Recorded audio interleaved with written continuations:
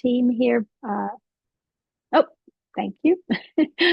We are recording today's session, so all of the questions will happen at the very end of the presentation today, but feel free to drop them in the chat as we go along. I'm Beth Cosentino. I'm the project coordinator for the Start Engaging Parents of Students with Disabilities project here at SPAN. I'm joined by Stephanie Babbitts, our project director, Brenda Figueroa, our parent group specialist and bilingual parent group specialist, Ellen Wilcox, who is a parent group specialist, Ellie Santiago, parent group specialist, and Mackenzie DeMaria, who is also a parent group specialist. Our guest presenter is Dr. Jamie Zibulsky, who we will introduce in more formally in just a couple of minutes. The START project is a partnership between the New Jersey Department of Education, Office of Special Education, and SPAN Parent Advocacy Network. So we are going to do interpretation today.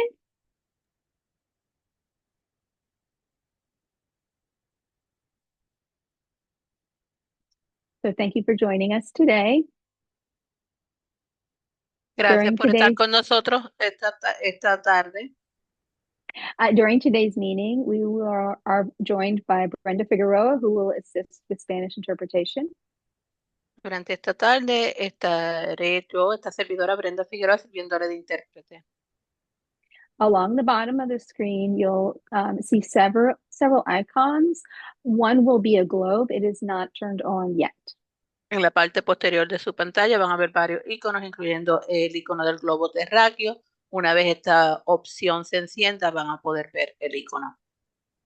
When the globe is turned on, you will click it for interpretation. Cuando vean el icono del globo terráqueo, lo van a oprimir para poder entonces iniciar la interpretación. You will then select your preferred language, either English or Spanish. Entonces procederán a seleccionar el idioma de preferencia, sea el inglés o el español. Even if you do not require interpretation, you must select a language.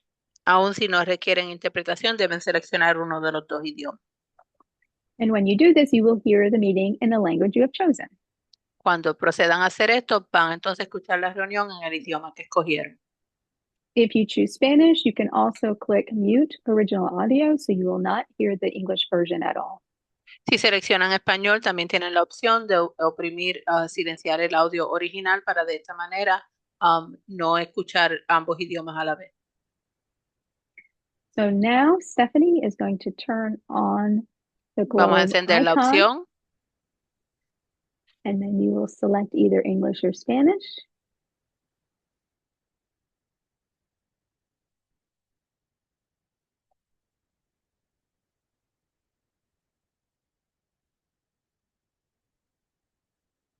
Okay.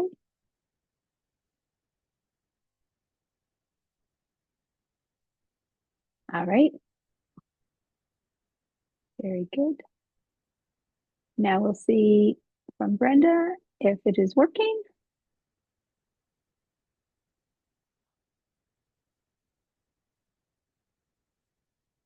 Yes. Okay. Very good. So we will continue on. Next is we have our closed captioning that's available. So please locate the live transcript button on the control bar and click Show Subtitle to activate closed captioning. All right, and now we'll move on to talking a little bit about SPAN.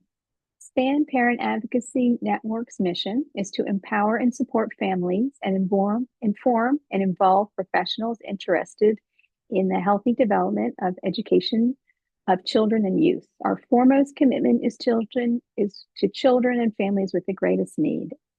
Our motto is empowered parents, educated, engaged, effective. Our meeting goals for today are to explain the summer slide, help your child build new knowledge, help your child maintain foundational skills, and become familiar with some new resources. And our presenter, I mentioned her earlier, is Dr. Jamie Zibulsky. She is the author of Booksmart, How to Develop and Support Motivated Readers. Jamie's work with families is motivated by her belief that Teaching parents to serve as their children's teachers and therapists is tremendously powerful. We're grateful to be able to work with Dr. Zibulsky as a literacy consultant on the START team. She embodies the SPAN philosophy of empowered parents, educated, engaged, effective. With that, allow me to introduce Dr. Jamie Zibulsky. Hi there. Very nice to meet and see you all. And I'm so glad to be here with you all today. I don't know if we want to get back into changing the slide view or if that is horrifying to consider again, but the slides are up with the notes there. So you can all see my enthusiasm to join SPAN and be a guest speaker on this topic. And while we're figuring out the view, I'll just note that all of the SPAN presenters on this call are folks who have worked with their own children and children in many districts around literacy needs and literacy needs during the summer. So one of the things that I find really enjoyable about this conversation is that there is such great expertise on this team, and there's so many resources that everybody can share for kids of different ages and kids with different needs and abilities. So as you drop your questions into the chat box, I'm sure everyone can field them. That looks awesome now. Thank you. And so I wanted to start off by defining the summer slide, which is a term that you may have heard before when we talk about sort of the challenges that can come up when kids are in less structured settings for several months at a time. And so what I've said on this slide here is if you think about your own daily habits, right? The things that you do every day that are part of your regular routine. I think for all of us, hopefully it's brushing our teeth. Maybe I fall off a little bit on going for a walk or a run or lifting those weights. But if you think about, usually it's like hygiene goals, exercise goals, sleep goals. There are some things we do each and every day in a pretty routinized way. And if we didn't do those things for 3 months, our habits, our hygiene might erode over that time. If I showed up to my dentist appointment after not brushing my teeth every day and not flossing, they might be surprised by what they saw, and I might not have the same general level of upkeep I would typically. So if we think about things that we need to do each day, and then we apply that to an academic setting, we can move on to the next slide here. We can think about those daily habits that kiddos have when they're in a school setting, right? They're very used to following rules and routines, having a lot of structure and order in their day. And they're also getting a lot of repeated practice with many different subject areas and content areas. But we'll focus for today specifically on literacy. They're getting a lot of opportunities to practice listening to words or reading words silently or out loud, and having lots of rich conversations about the meanings of words and the stories that they're discussing.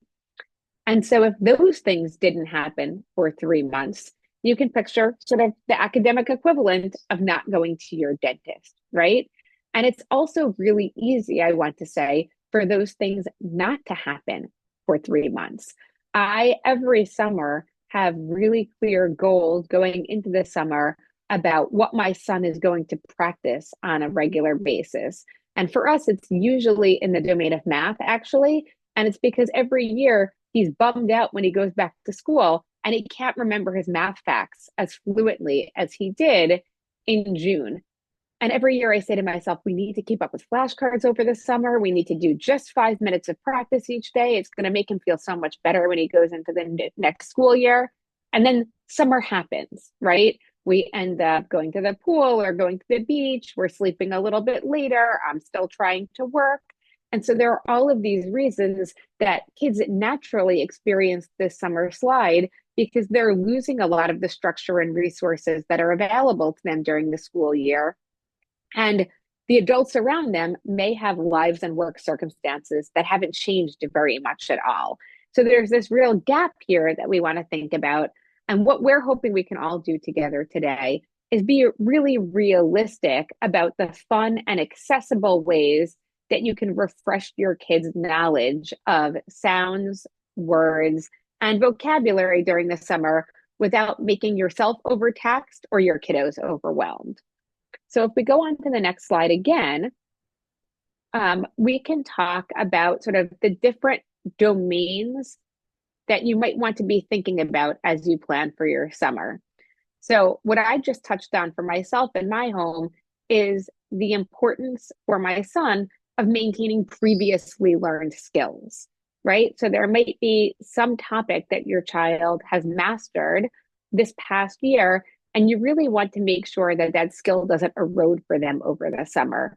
Maybe they're beginning to be able to sound out CVC, consonant, vowel, consonant words. Maybe they're beginning to be able to read connected text.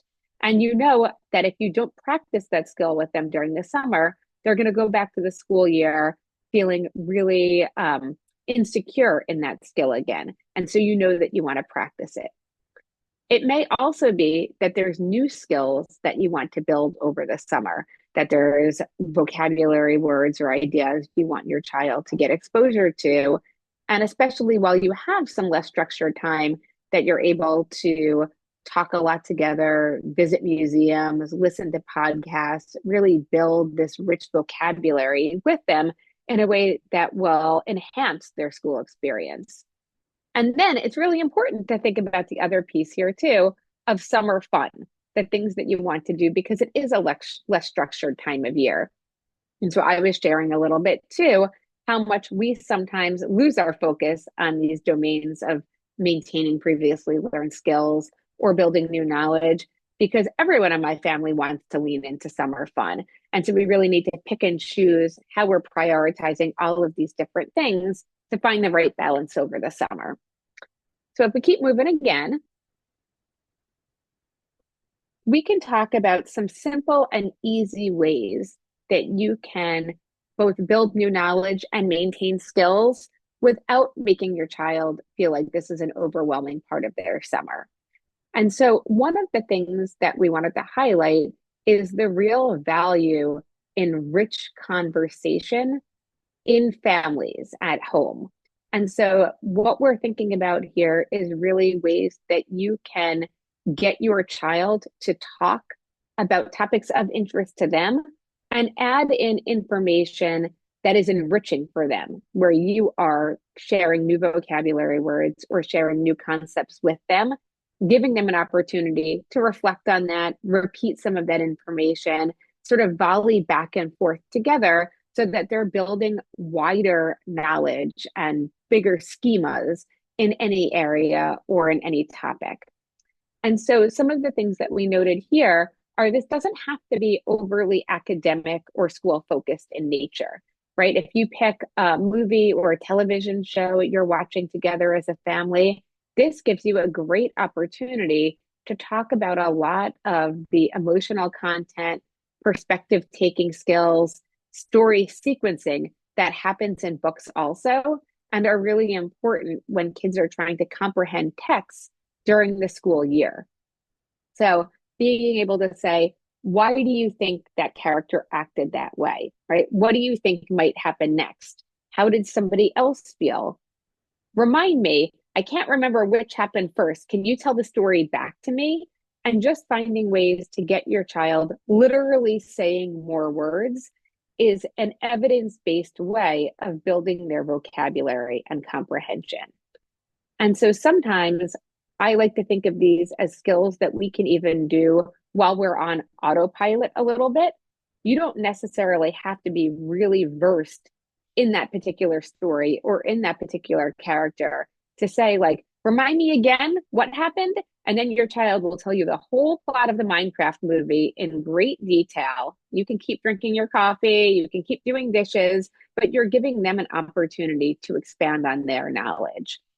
And so finding these opportunities to talk, during any points in sort of programming together, but also in daily life, talking about the route that you're taking to the pool, talking about what you're going to make for dinner that night and how you're picking ingredients when you're at the grocery store, remarking on the colors and textures you see.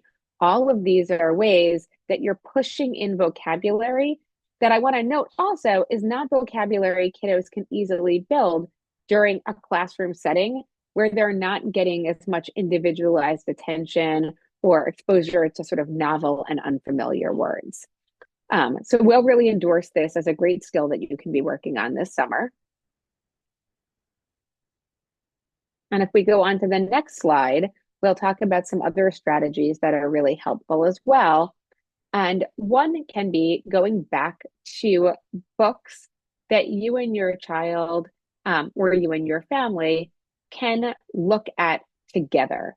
And so that can mean that we're sort of engaging in shared reading in an intergenerational way, whether that's older children reading to younger children, reading to stuffed animals and pets, reading to you. We're really thinking about not just increasing kiddos' exposure to spoken words, but giving them opportunities to build their exposure to the written word as well. And I want to note here also that there's lots of ways to make this accessible based on your child's reading level and abilities. You can be looking through a picture book together that is even a wordless picture book if you want to create stories around that. You can be listening to the audio version of a book as you have the printed book in hand so that they can hear the words on the page, even if you're not available for reading at that time. And you can pick up and put down books throughout the day so that you're reading 2 pages together as you're getting ready for breakfast. You pick it back up again later in the day. But we really want to make you feel comfortable pushing in these activities at the times that work well for you. Maybe that's while you're at the pool together, getting lunch out, whatever it might be, and really thinking about how you can sort of informally share books and resources in your community, whether that means swapping books with other people down the block, talking about books together over popsicles or popcorn, and finding out about all of the resources that are available in your community in the summer, because we know that so many libraries run really great reading challenges and reading programs over the summer. And I know we have some resources we'll share with you as we wrap up today that include information about a lot of great summer planning in the area. So all of these ways that you can just push in conversation, words, books in a way that feels sort of appropriate and comfortable for your family is lovely. And then we're going to move on to talking a little bit about maintaining those previously learned skills. And so I identified for you the skills that I knew I wanted my son to maintain this summer, right? And in his case, it's math multiplication facts. For you, it might be sort of spelling those CVC words or longer words, practice decoding short passages, clapping out spoken words for phonemic awareness skills. But one thing we can all really know is that we're not going to try and do everything during the summer, that we're going to focus on the things that we've prioritized and are think most important. And then we're going to use the time that is available to us. And so the equation that we put down here was focused child and calm adult, right? So don't go beyond your bandwidth in what you think you can accomplish together, but in the amount of time that your child can stay relatively attentive, focused, non-frustrated, that you have time to give to the experience, you can work together on that goal and make sure that you're giving lots of reinforcement and praise as you go through it, and hopefully a contingent reward of getting back out there for summer fun right afterwards. So, being able to say, again, in my case, buddy, I know every year we come back in September and it feels really frustrating when we don't remember this information. So this summer, what we're going to do is, like, while we're brushing our teeth in the morning, we're going to practice these flashcards. Then we're all done. We do our high five. We go off to do something fun. So picking that activity that feels to you like you can give it 3 minutes, 5 minutes, 10 minutes of focused attention is a great way to know that you're going to continue to maintain that skill over the summer.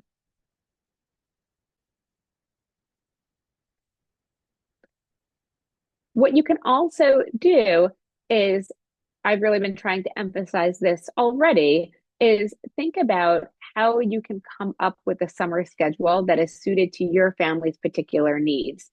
You might have a child who's in an extended school year program or attending a summer camp. Caregivers in your family may be working the same hours they typically do or different hours than usual, but really thinking about when in the day your child is most behaviorally and academically ready to work on a more structured skill is a great way to know when you're going to fit in that time. I sort of deliberately gave you the example of brushing teeth at breakfast in the morning because in my family, my son is most chipper and ready to display his learning skills early in the day. And I have my best patience at that time as well, right? So if we decided to do some flashcards at 7:30 at night, it would probably lead to a much more dysregulated experience for both of us. But right then is a great time for us to watch a show together and then talk about how characters are feeling. So we would really encourage you to schedule summer learning at the time that works best for your family.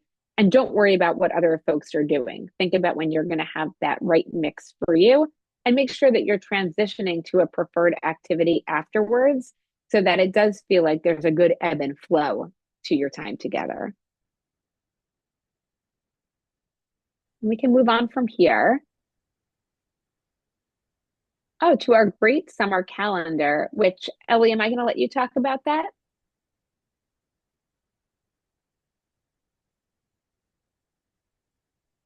Allie, do you want to share or I can share? All right, I'll talk about it. So Ellie Santiago, our parent group specialist, came up with this awesome calendar that is a new resource. And what it has is um, library events all across the state. So in each you'll see, and it's Monday through Friday, so we don't have the weekends because taking the weekends off. But Monday through Friday, if looking for something to do, you can look on this. And this is June, but we'll also have available July and August through and that will be part of actually probably our bookshelf newsletter that we'll send out. For July and August. But anyway, so this is in the resource folder. And if you don't see something in your area, we also have access for you to be able to locate the information. If you go over to the link on the side, it says looking for more info about these libraries, events or libraries, you can scan the QR code and that will take you to a full list of libraries across the state. And then you can go and find your own or something that's close to you. So we wanted to just, be able to share more opportunities for you all to be able to go out and take advantage of some of these great programs that libraries have. Almost every library has some kind of summer reading program. So this is sort of a window into all of that. And again, using the QR code and going into finding your library in your area. Plus, we have our texting program that we will continue to do, and I'll talk a little bit more about that in just a moment. Next, we want to share with you an opportunity for the 25-26 school year. We work with schools for the bookshelf, supporting home engagement and literacy for families. And it's a mini grant that provides tips, resources, trainings, and strategies to increase the capacity of families to support their child's early literacy development in the home.